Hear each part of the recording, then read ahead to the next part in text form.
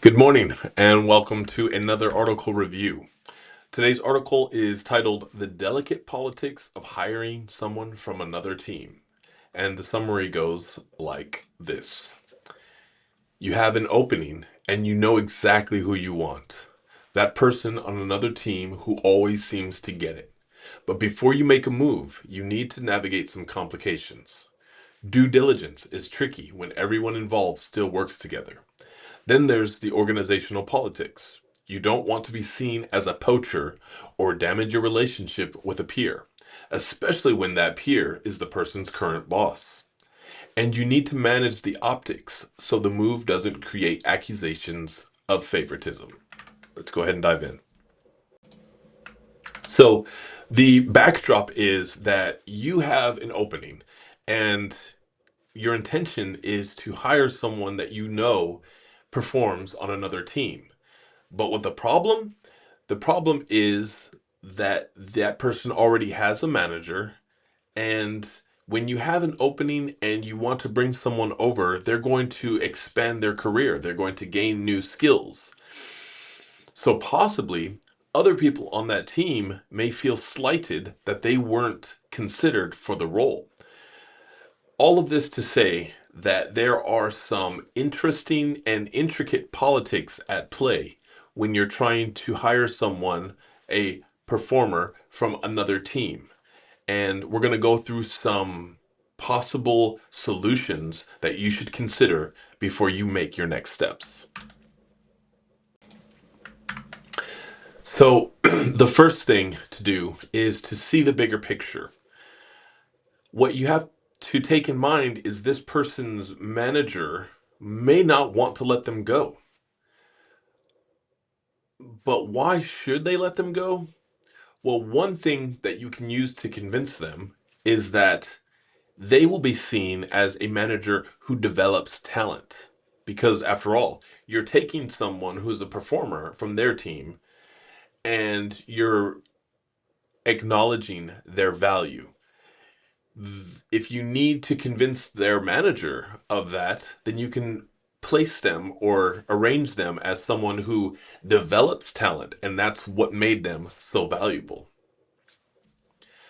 Another thing to consider is that if that person has value and is a performer, then you don't want to hold them into one team because what tends to happen is that that person will decide that they're going to move.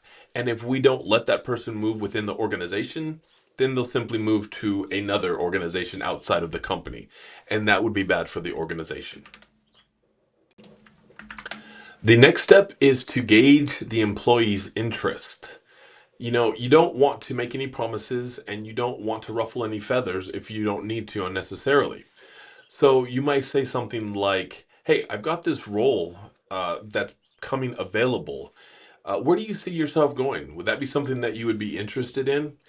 And depending on that person's answer, dictates your next steps. If they are interested in, then you as the manager of that team should have that conversation with that employee's manager so that they don't have to deal with the awkwardness. You can handle that yourself. Okay, and this next step is a little vague. It says read the room. And what it's trying to convey is that you need to understand the culture of your organization before you have that conversation with the other manager, possibly a peer. Find out what they need. I mean, you are, after all, taking one of their most talented people. So find out what they need in order to function successfully. And then the next step is to be strategic. And this one should be obvious to everyone. You want to have that conversation with the other manager and find out whether or not they're open to the possibility of letting that person go. You want to frame the conversation in a way that doesn't give the other manager veto power on the move, but instead highlights how this move can be what's best for the organization, right? Find out if this person, if the manager is aware that this person has a desire to move, and how after the move happens, the organization will be better off. And then have the conversation from that dynamic. Okay. And then the next step is prepare for pushback. I mean, after all, if this employee is elevated enough to get your attention, then clearly the previous manager or their previous manager will want to hold on to them. So, it's okay to get that pushback, but you want to make sure that you aren't spending all of your relational capital on this one person. There could be a potential opportunity that maybe you don't get this employee for the exact reason that you don't want to cause too much trouble relationally between you and your fellow manager. All of that needs to be balanced. But if you decide to move forward, then you want to make sure that you're doing all that you can to make the transition as easy as possible. And that means having that discussion saying, hey, what can I do to make this transition easier for you? And then now we are on the next step, which is to vet thoroughly. And it makes me pause for a minute that vet thoroughly comes up at this point in the article, right?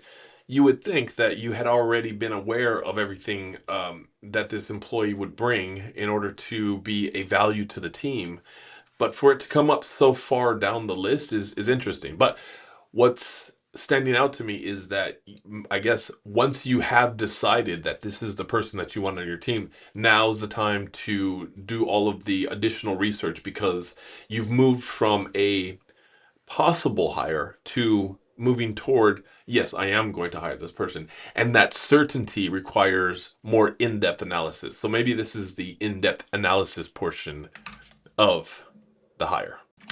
And then on to the next step, which is handle the aftermath thoughtfully.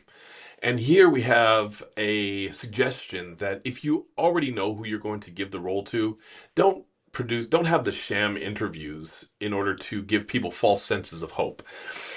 And I agree with that on the surface, but what I also like is I like an organization that goes ahead with the sham interviews. And the reason why is because some people feel that the interview is a good time for them to shine. So maybe you won't give this role to one of the people who decide to interview, but what it does is in the process of interviewing, you give that person an opportunity to highlight the values that they bring to the organization. And I like that for employees. So maybe there was never a chance that someone who interviews is going to get this new role you have, but what they do is they bring that visibility to themselves so that maybe for the next role, they will still be considered because they'll still be fresh in everyone's mind from the previous interview. So this one I think could go either direction. But when you have already made up your mind and the decision is already made, it's important that you're thoughtful about it. And that means thinking through the reasons why you chose this person over someone else. Because most people understand that they're not going to get every role that they apply for. So they're already prepared to not, receive every role. That's okay. But what they want is they want a thoughtful reason for why they weren't chosen and a path forward so that maybe they'll be chosen during the next round of available roles. And the next step is for a smooth handoff. And this is actually far more important than people give it attention to, right?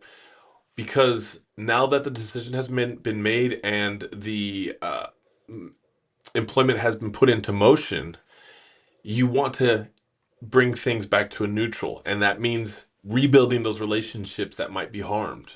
So that's where the smooth handoff comes. We don't want to add any more unnecessary friction than is absolutely necessary. And then the final step is to set them up right. And what that means is possibly if this is a bigger role with more responsibilities, a lateral move doesn't always come with a pay raise, but you want to give them a little bit of incentive because they're already going to be excited about the fact that they have a new role.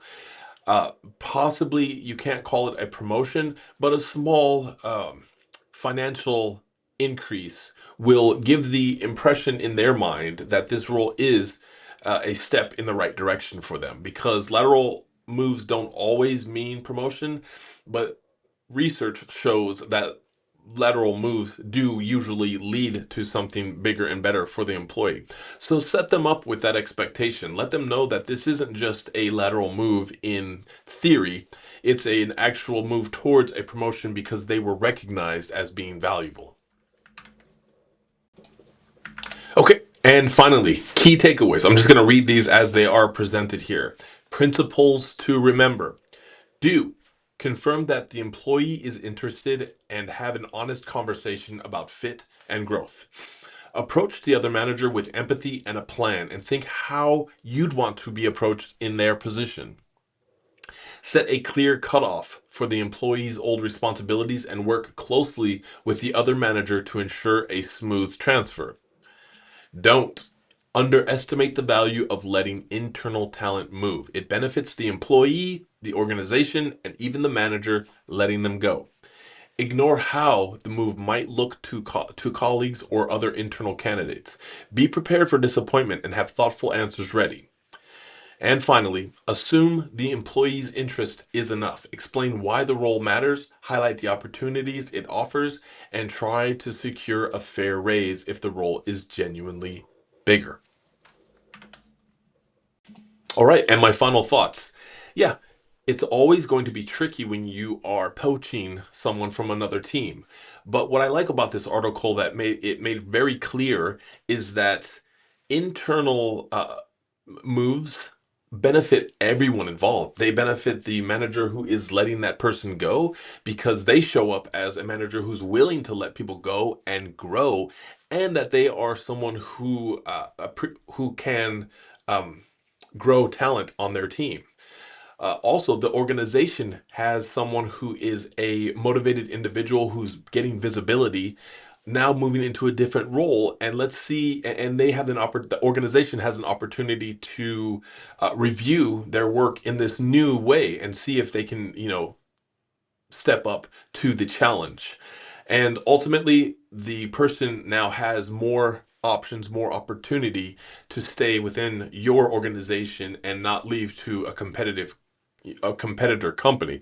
So these are all good things to have and allow in your organization. So thank you so much for listening to my article review today, and I will see you in the next one. Thank you.